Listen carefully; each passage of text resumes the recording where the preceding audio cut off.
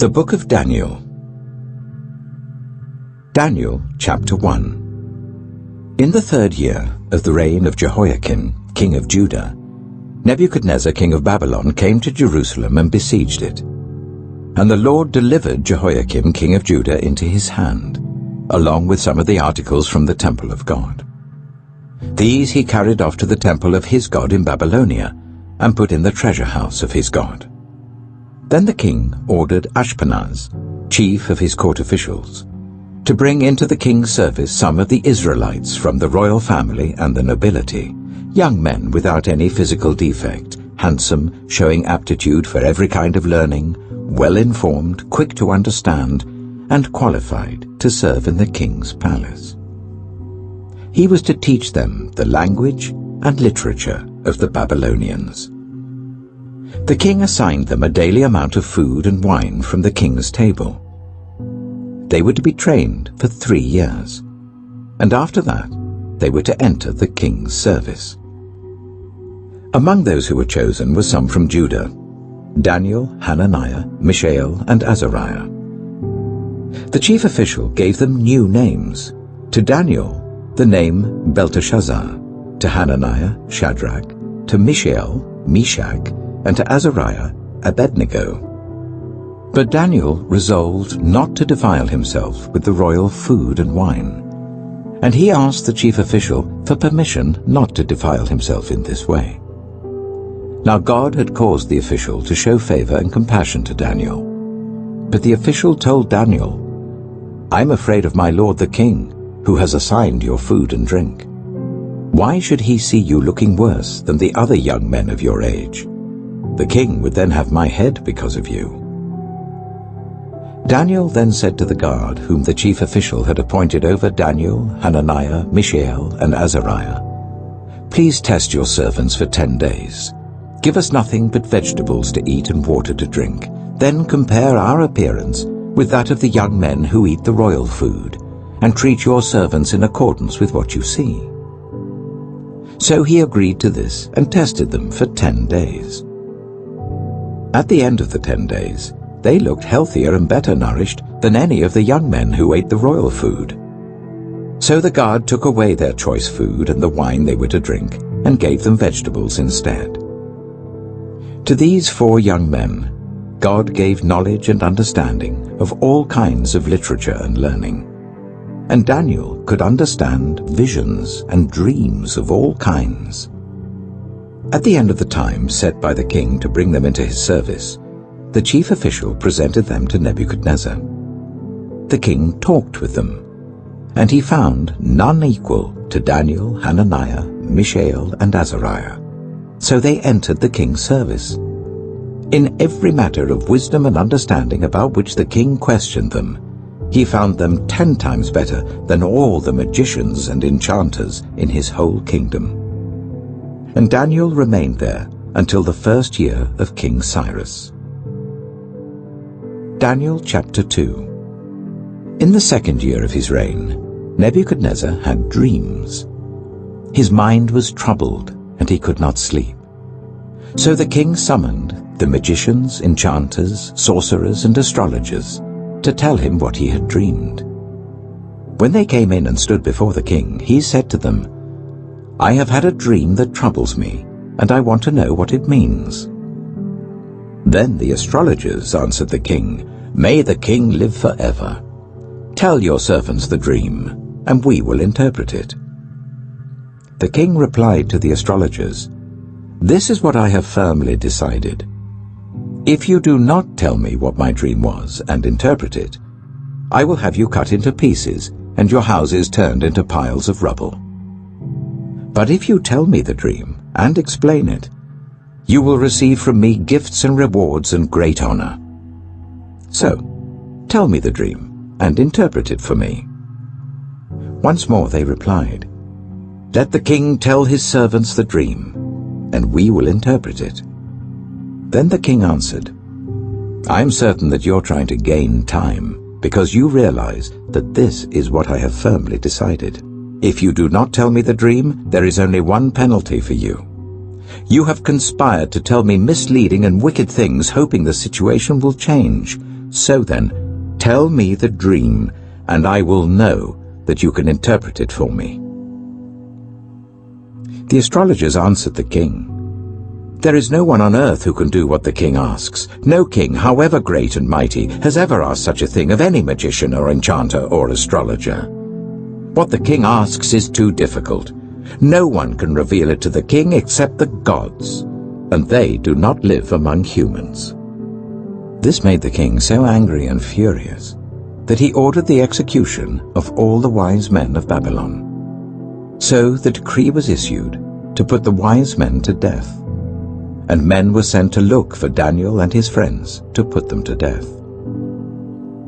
When Arioch, the commander of the king's guard, had gone out to put to death the wise men of Babylon, Daniel spoke to him with wisdom and tact. He asked the king's officer, "Why did the king issue such a harsh decree?" Arioch then explained the matter to Daniel. At this, Daniel went in to the king and asked for time, so that he might interpret the dream for him. Then Daniel returned to his house and explained the matter to his friends Hananiah, Mishael, and Azariah. He urged them to plead for mercy from the God of heaven concerning this mystery, so that he and his friends might not be executed with the rest of the wise men of Babylon. During the night, the mystery was revealed to Daniel in a vision. Then Daniel praised the God of heaven and said, "Praise be to the name of God forever and ever. Wisdom and power are his. He changes times and seasons. He deposes kings and raises up others. He gives wisdom to the wise and knowledge to the discerning. He reveals deep and hidden things. He knows what lies in darkness, and light dwells with him. I thank and praise you, God of my ancestors. You have given me wisdom and power. You have made known to me what we asked of you. You have made known to us the dream of the king." Then Daniel went to Arioch, whom the king had appointed to execute the wise men of Babylon, and said to him, "Do not execute the wise men of Babylon. Take me to the king, and I will interpret his dream for him." Arioch took Daniel to the king at once and said, "I have found a man among the exiles from Judah who can tell the king what his dream means." The king asked Daniel, also called Belteshazzar, "Are you able to tell me what I saw in my dream and interpret it?" Daniel replied, "No wise man, enchanter, magician, or diviner can explain to the king the mystery he has asked about, but there is a God in heaven who reveals mysteries. He has shown King Nebuchadnezzar what will happen in days to come. Your dream and the visions that passed through your mind as you were lying in bed are these. As your majesty was lying there, your mind turned to things to come, and the revealer of mysteries showed you what is going to happen. As for me, this mystery has been revealed to me, not because I have greater wisdom than anyone else alive, but so that your majesty may know the interpretation, and that you may understand what went through your mind. Your majesty looked, and there before you stood a large statue, an enormous, dazzling statue, awesome in appearance.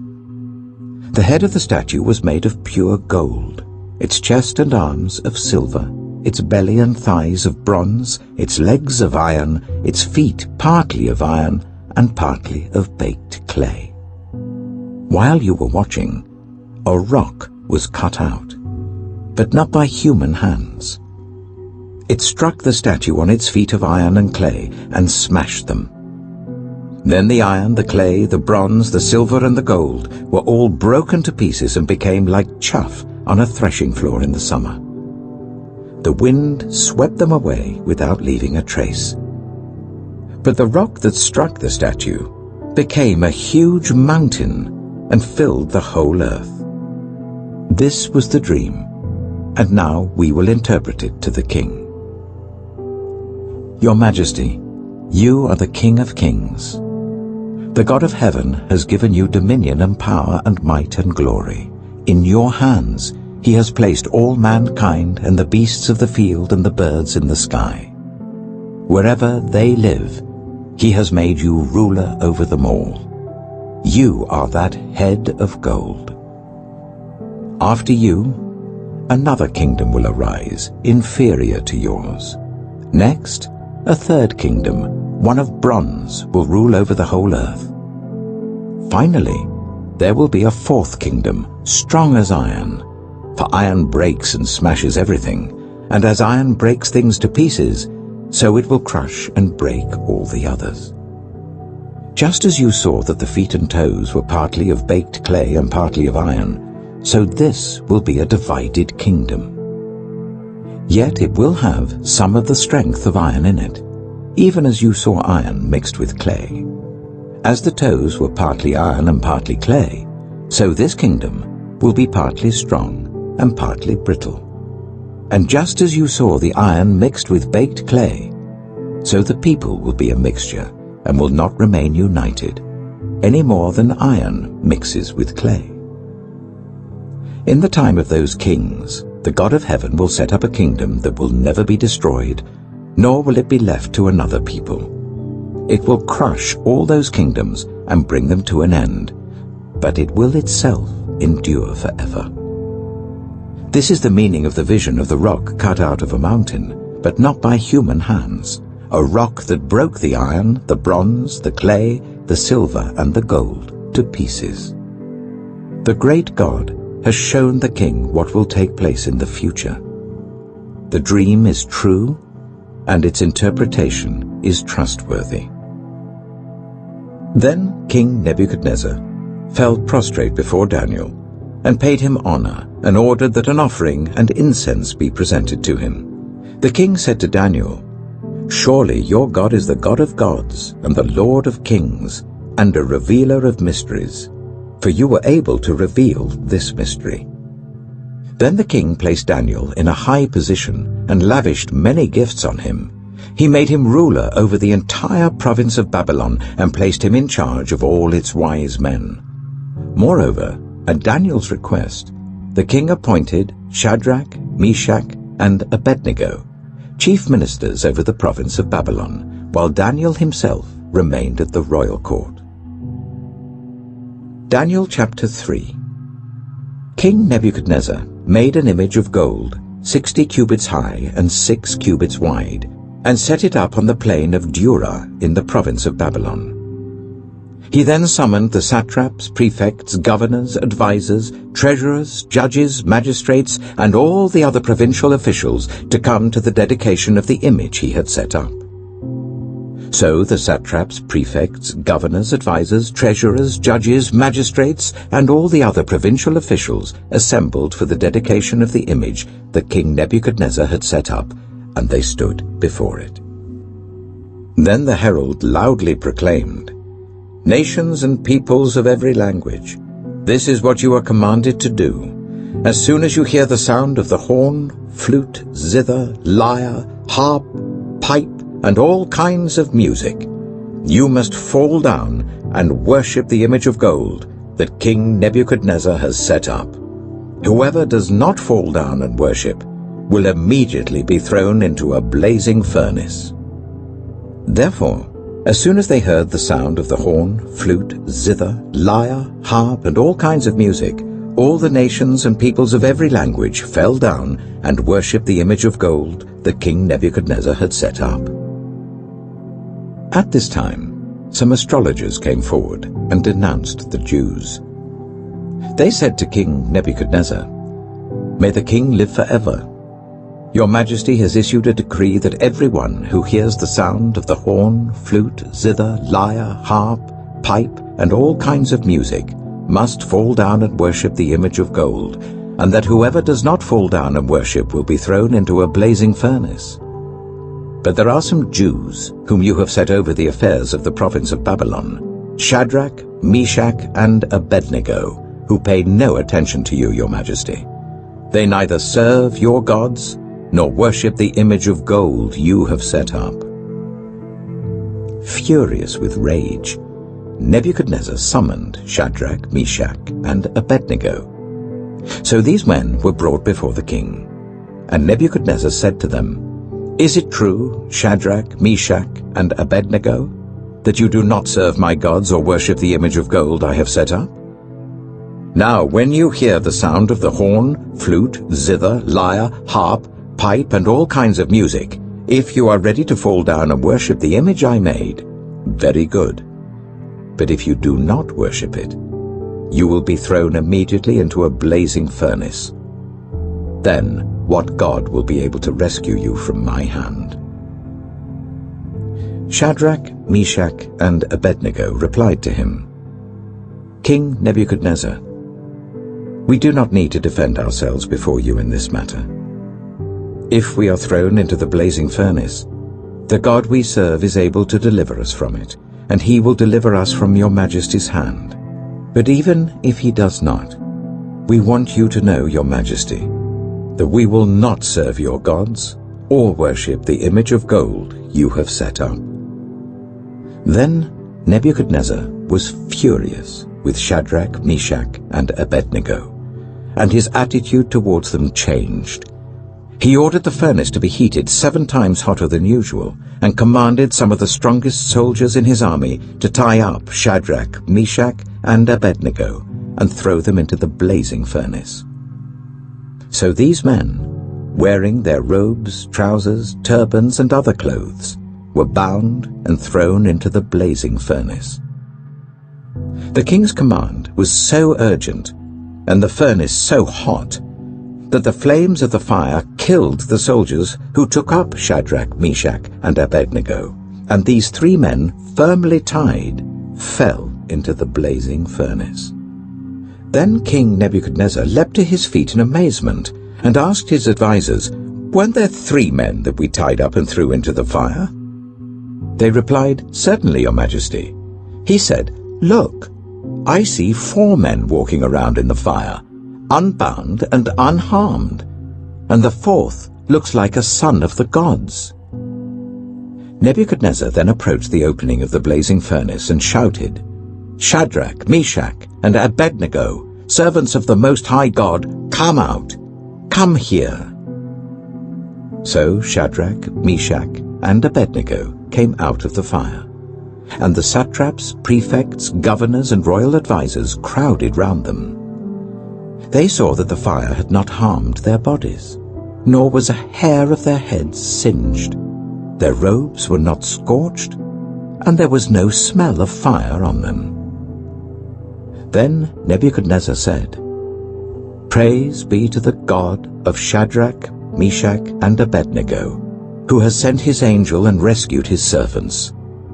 They trusted in him and defied the king's command, and were willing to give up their lives rather than serve or worship any god except their own God. Therefore, I decree that the people of any nation or language who say anything against the God of Shadrach, Meshach, and Abednego be cut into pieces, and their houses be turned into piles of rubble, for no other God can save in this way." Then the king promoted Shadrach, Meshach, and Abednego in the province of Babylon. Daniel chapter 4. King Nebuchadnezzar, to the nations and peoples of every language who live in all the earth, may you prosper greatly. It is my pleasure to tell you about the miraculous signs and wonders that the Most High God has performed for me. How great are his signs, how mighty his wonders! His kingdom is an eternal kingdom. His dominion endures from generation to generation. I, Nebuchadnezzar, was at home in my palace, contented and prosperous. I had a dream that made me afraid. As I was lying in bed, the images and visions that passed through my mind terrified me. So I commanded that all the wise men of Babylon be brought before me to interpret the dream for me. When the magicians, enchanters, astrologers, and diviners came, I told them the dream, but they could not interpret it for me. Finally, Daniel came into my presence, and I told him the dream. He is called Belteshazzar, after the name of my God, and the spirit of the holy gods is in him. I said, Belteshazzar, chief of the magicians, I know that the spirit of the holy gods is in you, and no mystery is too difficult for you. Here is my dream. Interpret it for me. These are the visions I saw while lying in bed. I looked, and there before me stood a tree in the middle of the land. Its height was enormous. The tree grew large and strong, and its top touched the sky. It was visible to the ends of the earth. Its leaves were beautiful, its fruit abundant, and on it was food for all. Under it, the wild animals found shelter, and the birds lived in its branches. From it, every creature was fed. In the visions I saw while lying in bed, I looked, and there before me was a Holy One, a messenger, coming down from heaven. He called in a loud voice, "Cut down the tree, and trim off its branches. Strip off its leaves and scatter its fruit. Let the animals flee from under it, and the birds from its branches. But let the stump and its roots, bound with iron and bronze, remain in the ground, in the grass of the field. Let him be drenched with the dew of heaven, and let him live with the animals among the plants of the earth. Let his mind be changed from that of a man, and let him be given the mind of an animal, till 7 times pass by for him." The decision is announced by messengers. The holy ones declare the verdict, so that the living may know that the Most High is sovereign over all kingdoms on earth, and gives them to anyone he wishes, and sets over them the lowliest of people. This is the dream that I, King Nebuchadnezzar, had.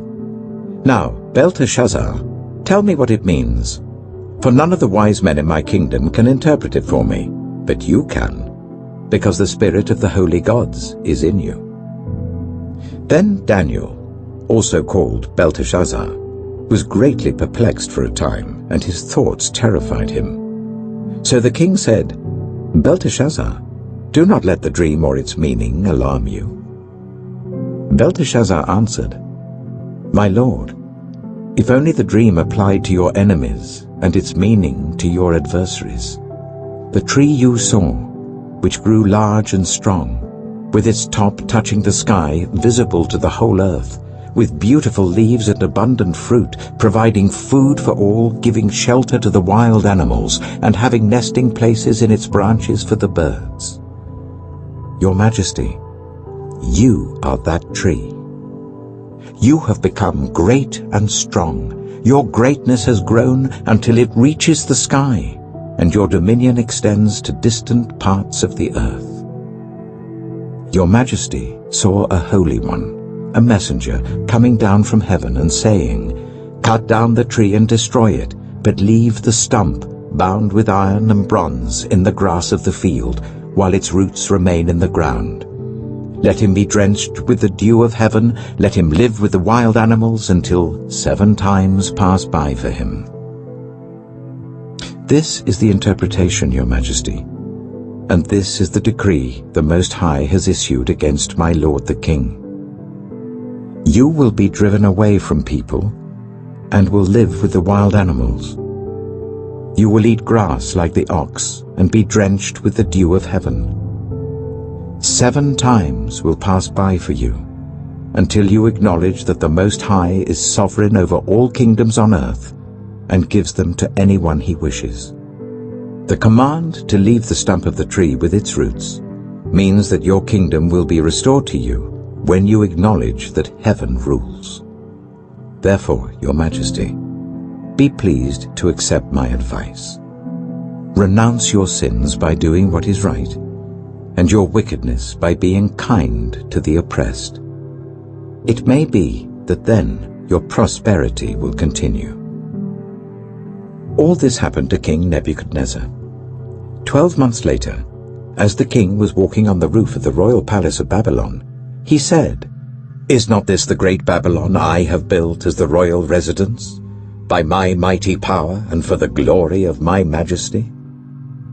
Even as the words were on his lips, a voice came from heaven. "This is what is decreed for you, King Nebuchadnezzar. Your royal authority has been taken from you. You will be driven away from people and will live with the wild animals. You will eat grass like the ox.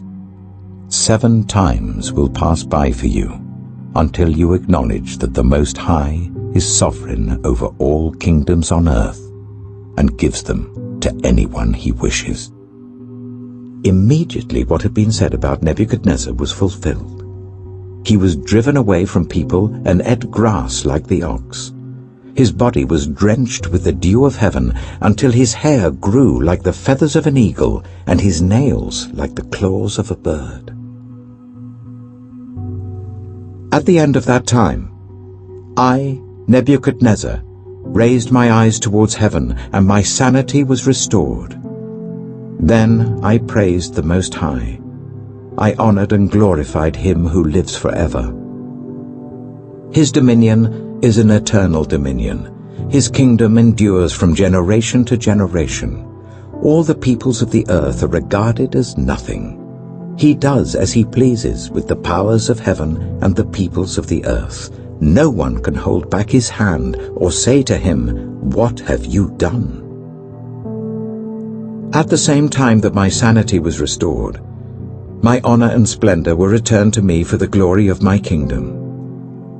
My advisers and nobles sought me out, and I was restored to my throne and became even greater than before. Now I, Nebuchadnezzar, praise and exalt and glorify the King of heaven, because everything he does is right, and all his ways are just. And those who walk in pride, he is able to humble. Daniel chapter 5. King Belshazzar gave a great banquet for 1,000 of his nobles and drank wine with them. While Belshazzar was drinking his wine, he gave orders to bring in the gold and silver goblets that Nebuchadnezzar his father had taken from the temple in Jerusalem, so that the king and his nobles, his wives and his concubines might drink from them. So they brought in the gold goblets that had been taken from the temple of God in Jerusalem, and the king and his nobles, his wives and his concubines drank from them. As they drank the wine, they praised the gods of gold and silver, of bronze, iron, wood, and stone. Suddenly, the fingers of a human hand appeared and wrote on the plaster of the wall near the lampstand in the royal palace. The king watched the hand as it wrote. His face turned pale, and he was so frightened that his legs became weak and his knees were knocking. The king summoned the enchanters, astrologers, and diviners.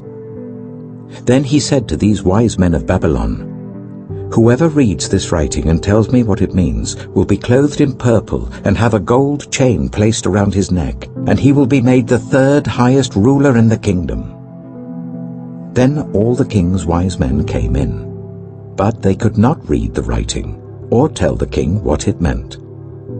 So King Belshazzar became even more terrified, and his face grew more pale. His nobles were baffled. The queen, hearing the voices of the king and his nobles, came into the banquet hall. "May the king live forever," she said. "Don't be alarmed. Don't look so pale. There is a man in your kingdom who has the spirit of the holy gods in him. In the time of your father he was found to have insight and intelligence and wisdom like that of the gods. Your father, King Nebuchadnezzar, appointed him chief among the magicians, enchanters, astrologers, and diviners. He did this because Daniel, whom the king called Belteshazzar, was found to have a keen mind and knowledge and understanding, and also the ability to interpret dreams, explain riddles, and solve difficult problems. Call for Daniel, and he will tell you what the writing means." So Daniel was brought before the king, and the king said to him, "Are you Daniel, one of the exiles my father the king brought from Judah? I have heard that the spirit of the gods is in you, and that you have insight, intelligence, and outstanding wisdom. The wise men and enchanters were brought before me to read this writing and tell me what it means, but they could not explain it. Now I have heard that you are able to give interpretations and to solve difficult problems. If you can read this writing and tell me what it means, You will be clothed in purple and have a gold chain placed round your neck, and you will be made the third highest ruler in the kingdom." Then Daniel answered the king, "You may keep your gifts for yourself and give your rewards to someone else. Nevertheless, I will read the writing for the king and tell him what it means. Your Majesty, the Most High God gave your father Nebuchadnezzar sovereignty and greatness and glory and splendor. Because of the high position he gave him, all the nations and peoples of every language dreaded and feared him. Those the king wanted to put to death, he put to death. Those he wanted to spare, he spared. Those he wanted to promote, he promoted. And those he wanted to humble, he humbled. But when his heart became arrogant and hardened with pride, he was deposed from his royal throne and stripped of his glory. He was driven away from the people and given the mind of an animal. He lived with the wild donkeys and ate grass like the ox, and his body was drenched with the dew of heaven, until he acknowledged that the Most High God is sovereign over all kingdoms on earth and sets over them anyone he wishes. But you, Belshazzar, his son, have not humbled yourself, though you knew all this. Instead, you have set yourself up against the Lord of heaven. You had the goblets from his temple brought to you, and you and your nobles, your wives and your concubines drank wine from them. You praised the gods of silver and gold, of bronze, iron, wood, and stone, which cannot see or hear or understand. But you did not honor the God who holds in his hand your life and all your ways. Therefore, he sent the hand that wrote the inscription. This is the inscription that was written: Mene, Mene, Tekel, Parsin. Here is what these words mean. Mene. God has numbered the days of your reign and brought it to an end. Tekel. You have been weighed on the scales and found wanting. Pires. Your kingdom is divided and given to the Medes and Persians. Then, at Belshazzar's command, Daniel was clothed in purple. A gold chain was placed round his neck, and he was proclaimed the third highest ruler in the kingdom. That very night, Belshazzar, king of the Babylonians, was slain, and Darius the Mede took over the kingdom at the age of 62. Daniel chapter 6. It pleased Darius to appoint 120 satraps to rule throughout the kingdom, with 3 chief ministers over them, one of whom was Daniel. The satraps were made accountable to them, so that the king might not suffer loss. Now Daniel so distinguished himself among the chief ministers and the satraps by his exceptional qualities that the king planned to set him over the whole kingdom. At this, the chief ministers and the satraps tried to find grounds for charges against Daniel in his conduct of government affairs, but they were unable to do so. They could find no corruption in him because he was trustworthy and neither corrupt nor negligent. Finally, these men said, "We will never find any basis for charges against this man Daniel, unless it has something to do with the law of his God." So these chief ministers and satraps went as a group to the king and said, "May King Darius live forever. The royal ministers, prefects, satraps, advisors, and governors have all agreed that the king should issue an edict and enforce the decree that anyone who prays to any god or human being during the next 30 days, except to you, your majesty, shall be thrown into the lion's den. Now, your majesty, issue the decree and put it in writing so that it cannot be altered, in accordance with the law of the Medes and Persians, which cannot be repealed." So King Darius put the decree in writing. Now when Daniel learned that the decree had been published, he went home to his upstairs room where the windows opened towards Jerusalem. 3 times a day he got down on his knees and prayed, giving thanks to his God, just as he had done before. Then these men went as a group and found Daniel praying and asking God for help. So they went to the king and spoke to him about his royal decree. "Did you not publish a decree that during the next 30 days, anyone who prays to any god or human being except to you, your majesty, would be thrown into the lion's den?" The king answered, "The decree stands, in accordance with the law of the Medes and Persians, which cannot be repealed." Then they said to the king, "Daniel, who is one of the exiles from Judah, pays no attention to you, your majesty, or to the decree you put in writing. He still prays 3 times a day." When the king heard this, he was greatly distressed. He was determined to rescue Daniel and made every effort until sunset to save him. Then the men went as a group to King Darius and said to him, "Remember, your majesty, that according to the law of the Medes and Persians, no decree or edict that the king issues can be changed." So the king gave the order, and they brought Daniel and threw him into the lion's den. The king said to Daniel, "May your God, whom you serve continually, rescue you." A stone was brought and placed over the mouth of the den, and the king sealed it with his own signet ring and with the rings of his nobles, so that Daniel's situation might not be changed. Then the king returned to his palace and spent the night without eating and without any entertainment being brought to him, and he could not sleep. At the first light of dawn, the king got up and hurried to the lion's den. When he came near the den, he called to Daniel in an anguished voice, "Daniel, servant of the living God, has your God, whom you serve continually, been able to rescue you from the lions?" Daniel answered, "May the king live forever. My God sent his angel, and he shut the mouths of the lions. They have not hurt me, because I was found innocent in his sight. Nor have I ever done any wrong before you, your majesty." The king was overjoyed, and gave orders to lift Daniel out of the den. And when Daniel was lifted from the den, no wound was found on him, because he had trusted in his God. At the king's command, the men who had falsely accused Daniel were brought in and thrown into the lion's den, along with their wives and children.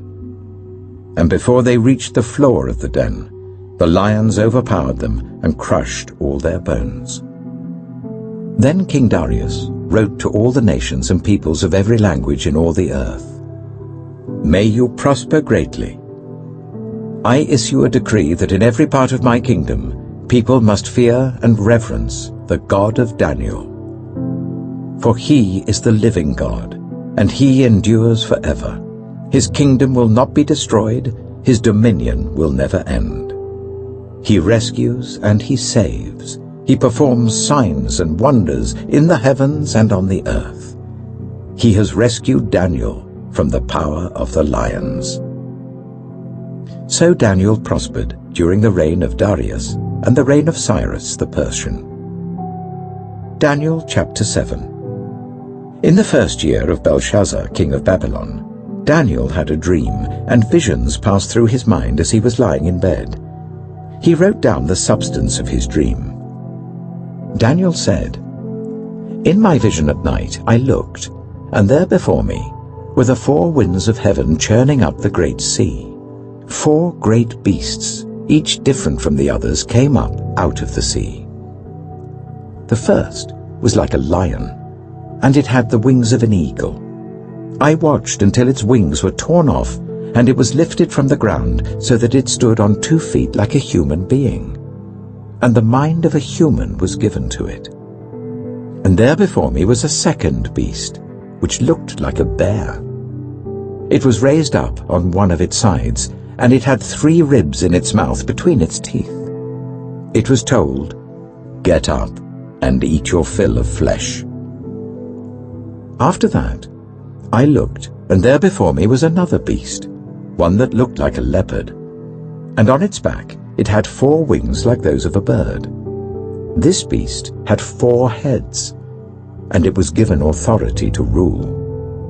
After that, in my vision at night, I looked, and there before me was a fourth beast, terrifying and frightening and very powerful. It had large iron teeth. It crushed and devoured its victims and trampled underfoot whatever was left. It was different from all the former beasts, and it had 10 horns. While I was thinking about the horns, there before me was another horn, a little one, which came up among them, and 3 of the first horns were uprooted before it. This horn had eyes like the eyes of a human being, and a mouth that spoke boastfully. As I looked, thrones were set in place, and the Ancient of Days took his seat. His clothing was as white as snow. The hair of his head was white like wool. His throne was flaming with fire, and its wheels were all ablaze. A river of fire was flowing, coming out from before him. Thousands upon thousands attended him. 10,000 times 10,000 stood before him. The court was seated, and the books were opened. Then I continued to watch, because of the boastful words the horn was speaking. I kept looking until the beast was slain, and its body destroyed and thrown into the blazing fire. The other beasts had been stripped of their authority, but were allowed to live for a period of time. In my vision at night, I looked, and there before me was one like a son of man, coming with the clouds of heaven. He approached the Ancient of Days and was led into his presence. He was given authority, glory, and sovereign power. All nations and peoples of every language worshipped him. His dominion is an everlasting dominion that will not pass away, and his kingdom is one that will never be destroyed. I, Daniel, was troubled in spirit, and the visions that passed through my mind disturbed me. I approached one of those standing there and asked him the meaning of all this. So he told me and gave me the interpretation of these things. The 4 great beasts are 4 kings that will rise from the earth. But the holy people of the Most High will receive the kingdom and will possess it forever, yes, forever and ever. Then I wanted to know the meaning of the 4th beast, which was different from all the others and most terrifying, with its iron teeth and bronze claws, the beast that crushed and devoured its victims and trampled underfoot whatever was left. I also wanted to know about the 10 horns on its head, and about the other horn that came up, before which 3 of them fell, the horn that looked more imposing than the others, and that had eyes and a mouth that spoke boastfully. As I watched, this horn was waging war against the holy people and defeating them, until the Ancient of Days came and pronounced judgment in favor of the holy people of the Most High, and the time came when they possessed the kingdom. He gave me this explanation. The 4th beast is a 4th kingdom that will appear on earth. It will be different from all the other kingdoms, and will devour the whole earth, trampling it down and crushing it. The 10 horns are 10 kings, who will come from this kingdom. After them another king will arise, different from the earlier ones. He will subdue 3 kings. He will speak against the Most High and oppress his holy people, and try to change the set times and the laws. The holy people will be delivered into his hands for a time, times and half a time. But the court will sit, and his power will be taken away and completely destroyed forever. Then the sovereignty, power, and greatness of all the kingdoms under heaven will be handed over to the holy people of the Most High. His kingdom will be an everlasting kingdom, and all rulers will worship and obey him. This is the end of the matter. I, Daniel, was deeply troubled by my thoughts, and my face turned pale, but I kept the matter to myself. Daniel chapter 8. In the 3rd year of King Belshazzar's reign, I, Daniel, had a vision, after the one that had already appeared to me. In my vision I saw myself in the citadel of Susa, in the province of Elam. In the vision, I was beside the Ejayy canal. I looked up, and there before me was a ram with 2 horns standing beside the canal, and the horns were long. One of the horns was longer than the other, but grew up later. I watched the ram as it charged towards the west and the north and the south. No animal can stand against it, and none could rescue from its power. It did as it pleased, and became great. As I was thinking about this, suddenly a goat with a prominent horn between its eyes came from the west, crossing the whole earth without touching the ground. It came towards the 2-horned ram I had seen standing beside the canal and charged at it in great rage. I saw it attack the ram furiously, striking the ram and shattering its 2 horns. The ram was powerless to stand against it. The goat knocked it to the ground and trampled on it, and none could rescue the ram from its power. The goat became very great, but at the height of its power, the large horn was broken off, and in its place 4 prominent horns grew up towards the 4 winds of heaven. Out of one of them came another horn, which started small but grew in power to the south and to the east and towards the beautiful land. It grew until it reached the host of the heavens, and it threw some of the starry host down to the earth and trampled on them. It set itself up to be as great as the commander of the army of the Lord. It took away the daily sacrifice from the Lord, and his sanctuary was thrown down. Because of rebellion, the Lord's people and the daily sacrifice were given over to it. It prospered in everything it did, and truth was thrown to the ground. Then I heard a Holy One speaking, and another Holy One said to him, "How long will it take for the vision to be fulfilled? The vision concerning the daily sacrifice, the rebellion that causes desolation, the surrender of the sanctuary, and the trampling underfoot of the Lord's people." He said to me, "It will take 2,300 evenings and mornings. Then the sanctuary will be reconsecrated." While I, Daniel, was watching the vision and trying to understand it, there before me stood one who looked like a man. And I heard a man's voice from the Ejayy calling, "Gabriel, tell this man the meaning of the vision." As he came near the place where I was standing, I was terrified and fell prostrate. "Son of man," he said to me, "understand that the vision concerns the time of the end." While he was speaking to me, I was in a deep sleep with my face to the ground. Then he touched me and raised me to my feet. He said, "I am going to tell you what will happen later in the time of wrath, because the vision concerns the appointed time of the end. The 2-horned ram that you saw represents the kings of Media and Persia. The shaggy goat is the king of Greece, and the large horn between its eyes is the first king. The 4 horns that replace the one that was broken off represent 4 kingdoms that will emerge from his nation, but will not have the same power. In the latter part of their reign, when rebels have become completely wicked, a fierce-looking king, a master of intrigue, will arise. He will become very strong, but not by his own power.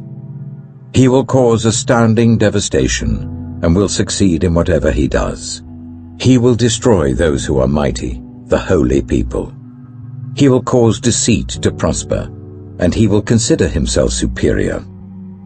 When they feel secure, he will destroy many and take his stand against the Prince of Princes. Yet he will be destroyed, but not by human power. The vision of the evenings and mornings that has been given you is true, but seal up the vision, for it concerns the distant future." I, Daniel, was worn out. I lay exhausted for several days. Then I got up and went about the king's business. I was appalled by the vision. It was beyond understanding. Daniel chapter 9. In the first year of Darius, son of Xerxes, a Mede by descent, who was made ruler over the Babylonian kingdom, in the first year of his reign, I, Daniel, understood from the Scriptures, according to the word of the Lord given to Jeremiah the prophet, that the desolation of Jerusalem would last 70 years.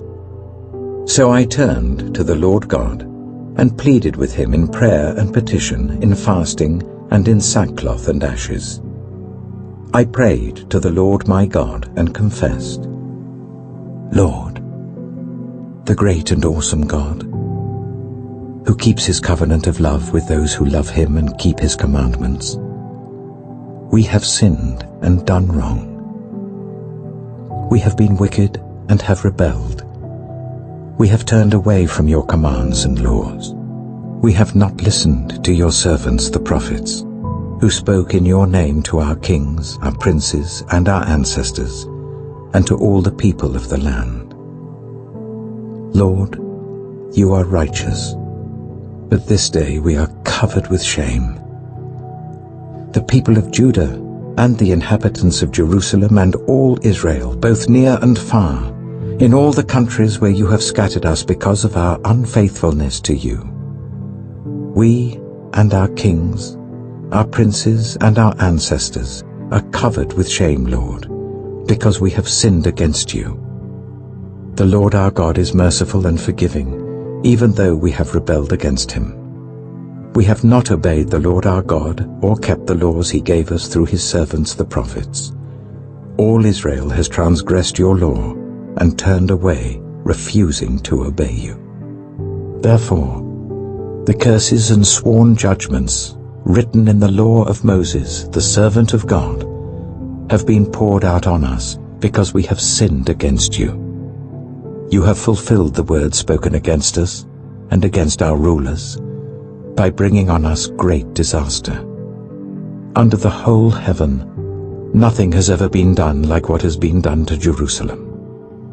Just as it is written in the law of Moses, all this disaster has come on us. Yet we have not sought the favor of the Lord our God by turning from our sins and giving attention to your truth.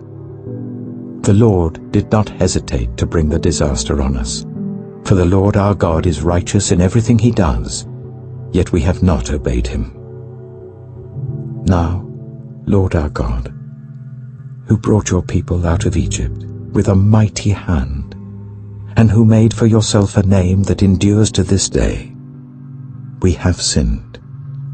We have done wrong. Lord, in keeping with all your righteous acts, turn away your anger and your wrath from Jerusalem, your city, your holy hill.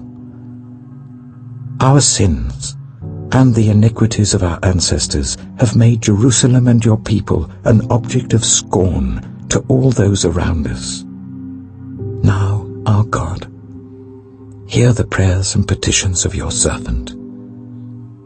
For your sake, Lord, look with favor on your desolate sanctuary. Give ear, our God, and hear. Open your eyes and see the desolation of the city that bears your name. We do not make requests of you because we are righteous, but because of your great mercy. Lord, listen. Lord, forgive. Lord, hear and act. For your sake, my God, do not delay, because your city and your people bear your name. While I was speaking and praying, confessing my sin and the sin of my people Israel, and making my request to the Lord my God for his holy hill, while I was still in prayer, Gabriel, the man I had seen in the earlier vision, came to me in swift flight about the time of the evening sacrifice. He instructed me and said to me, Daniel, I have now come to give you insight and understanding. As soon as you began to pray, a word went out, which I have come to tell you, for you are highly esteemed. Therefore consider the word and understand the vision. 70 sevens are decreed for your people and your holy city, to finish transgression, to put an end to sin, to atone for wickedness, to bring in everlasting righteousness, to seal up vision and prophecy, and to anoint the most holy place. Know this and understand this. From the time the word goes out to restore and rebuild Jerusalem until the Anointed One, the ruler, comes, there will be 7 sevens and 62 sevens. It will be rebuilt with streets and a trench, but in times of trouble. After the 62 sevens, the Anointed One will be put to death and will have nothing. The people of the ruler who will come will destroy the city and the sanctuary. The end will come like a flood. War will continue until the end, and desolations have been decreed. He will confirm a covenant with many for 1 7. In the middle of the 7, he will put an end to sacrifice and offering, and at the temple he will set up an abomination that causes desolation, until the end that is decreed is poured out on him. Daniel chapter 10. In the 3rd year of Cyrus, king of Persia, a revelation was given to Daniel, who was called Belteshazzar. Its message was true, and it concerned a great war. The understanding of the message came to him in a vision. At that time, I, Daniel, mourned for 3 weeks. I ate no choice food, no meat or wine touched my lips, and I used no lotions at all until the 3 weeks were over. On the 24th day of the 1st month, as I was standing on the bank of the great river, the Tigris, I looked up, and there before me was a man dressed in linen, with a belt of fine gold from Uphaz round his waist. His body was like topaz, his face like lightning, his eyes like flaming torches, his arms and legs like the gleam of burnished bronze, and his voice like the sound of a multitude. I, Daniel, was the only one who saw the vision. Those who were with me did not see it, but such terror overwhelmed them that they fled and hid themselves. So I was left alone, gazing at this great vision.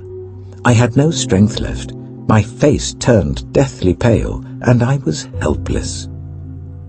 Then I heard him speaking, and as I listened to him, I fell into a deep sleep, my face to the ground.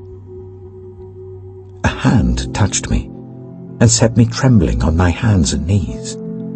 He said, "Daniel, you who are highly esteemed, consider carefully the words I am about to speak to you, and stand up, for I have now been sent to you."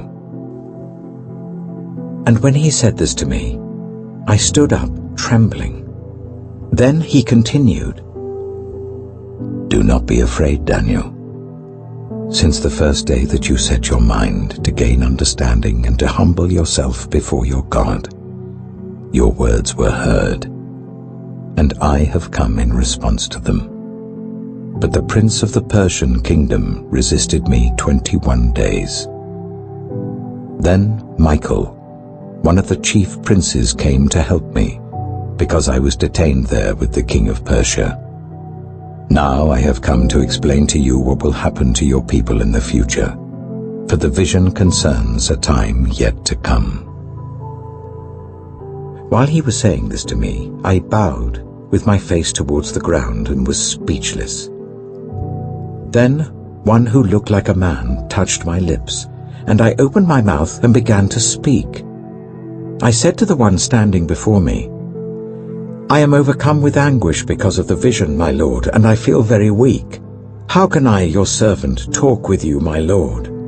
My strength is gone, and I can hardly breathe." Again, the one who looked like a man touched me and gave me strength.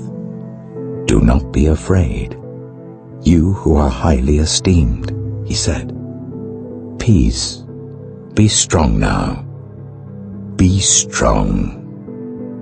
When he spoke to me, I was strengthened, and said, "Speak, my Lord, since you have given me strength." So he said, "Do you know why I have come to you? Soon I will return to fight against the prince of Persia, and when I go, the prince of Greece will come. But first I will tell you what is written in the book of truth. No one supports me against them, except Michael, your prince." Daniel chapter 11. And in the first year of Darius the Mede, I took my stand to support and protect him. Now then, I tell you the truth. 3 more kings will arise in Persia, and then a 4th, who will be far richer than all the others. When he has gained power by his wealth, he will stir up everyone against the kingdom of Greece. Then a mighty king will arise, who will rule with great power and do as he pleases. After he has risen, his empire will be broken up and parceled out towards the 4 winds of heaven. It will not go to his descendants, nor will it have the power he exercised, because his empire will be uprooted and given to others. The king of the south will become strong, but one of his commanders will become even stronger than he, and will rule his own kingdom with great power. After some years, they will become allies. The daughter of the king of the south will go to the king of the north to make an alliance, but she will not retain her power, and he and his power will not last. In those days she will be betrayed, together with her royal escort and her father, and the one who supported her. Someone from within her family will arise to take her place. He will attack the forces of the king of the north and enter his fortress. He will fight against them and be victorious. He will also seize their gods, their metal images, and their valuable articles of silver and gold, and carry them off to Egypt. For some years, he will leave the king of the north alone. Then the king of the north will invade the realm of the king of the south, but will retreat to his own country. His sons will prepare for war and assemble a great army, which will sweep on like an irresistible flood and carry the battle as far as his fortress. Then the king of the south will march out in a rage and fight against the king of the north, who will raise a large army, but it will be defeated. When the army is carried off, the king of the south will be filled with pride and will slaughter many thousands. Yet he will not remain triumphant. For the king of the north will muster another army, larger than the first, and after several years he will advance with a huge army, fully equipped. In those times, many will rise against the king of the south. Those who are violent among your own people will rebel in fulfillment of the vision, but without success. Then the king of the north will come and build up siege ramps and will capture a fortified city. The forces of the south will be powerless to resist. Even their best troops will not have the strength to stand. The invader will do as he pleases. No one will be able to stand against him. He will establish himself in the beautiful land and will have the power to destroy it. He will determine to come with the might of his entire kingdom and will make an alliance with the king of the south. And he will give him a daughter in marriage in order to overthrow the kingdom. But his plans will not succeed or help him. Then he will turn his attention to the coastlands and will take many of them, but a commander will put an end to his insolence and will turn his insolence back on him. After this, he will turn back towards the fortresses of his own country, but will stumble and fall, to be seen no more. His successor will send out a tax collector to maintain the royal splendor In a few years, however, he will be destroyed, yet not in anger or in battle. He will be succeeded by a contemptible person who has not been given the honor of royalty.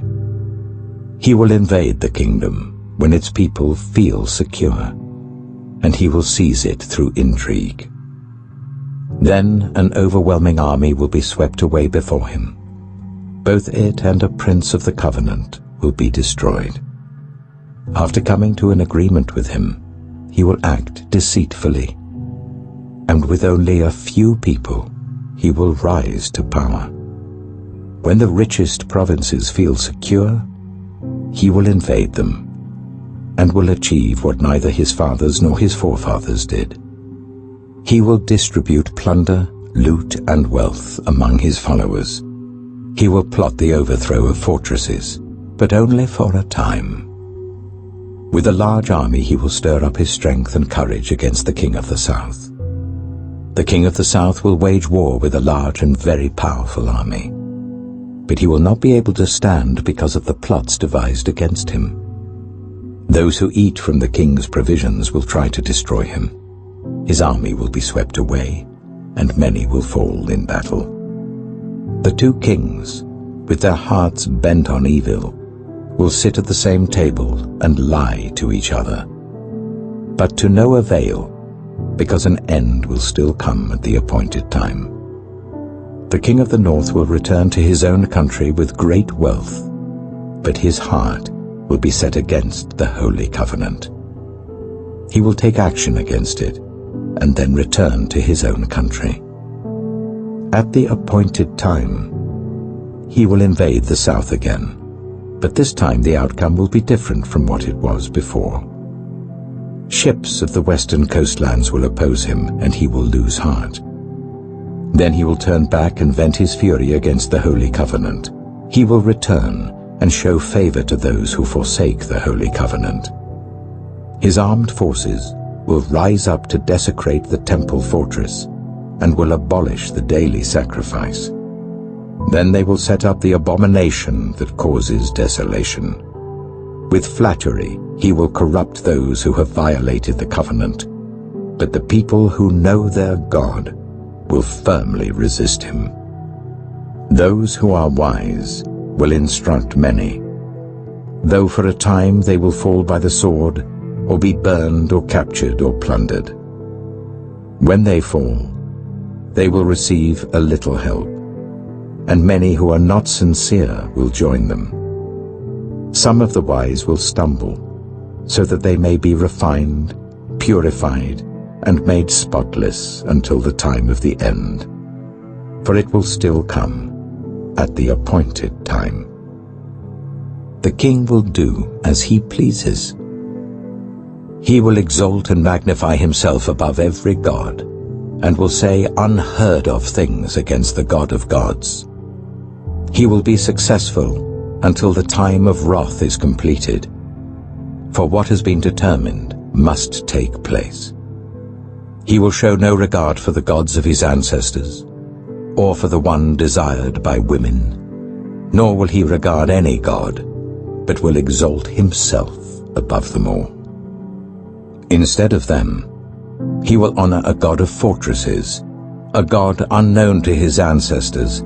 He will honor with gold and silver, with precious stones and costly gifts. He will attack the mightiest fortresses with the help of a foreign god, and will greatly honor those who acknowledge him. He will make them rulers over many people, and will distribute the land at a price. At the time of the end, the king of the south will engage him in battle, and the king of the north will storm out against him with chariots and cavalry and a great fleet of ships. He will invade many countries and sweep through them like a flood. He will also invade the beautiful land. Many countries will fall, but Edom, Moab, and the leaders of Ammon will be delivered from his hand. He will extend his power over many countries. Egypt will not escape. He will gain control of the treasures of gold and silver, and all the riches of Egypt, with the Libyans and Cushites in submission. But reports from the east and the north will alarm him, and he will set out in a great rage to destroy and annihilate many.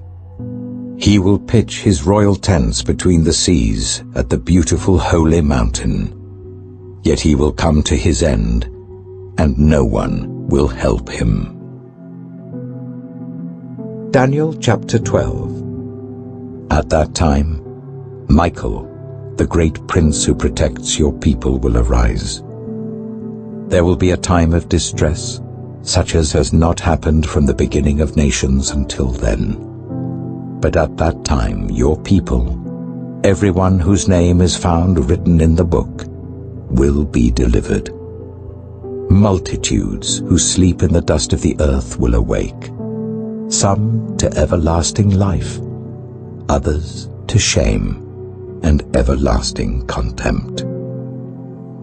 Those who are wise will shine like the brightness of the heavens, and those who lead many to righteousness like the stars forever and ever. But you, Daniel, roll up and seal the words of the scroll until the time of the end. Many will go here and there to increase knowledge. Then I, Daniel, looked, and there before me stood two others, one on this bank of the river, and one on the opposite bank. One of them said to the man clothed in linen, who was above the waters of the river, "How long will it be before these astonishing things are fulfilled?"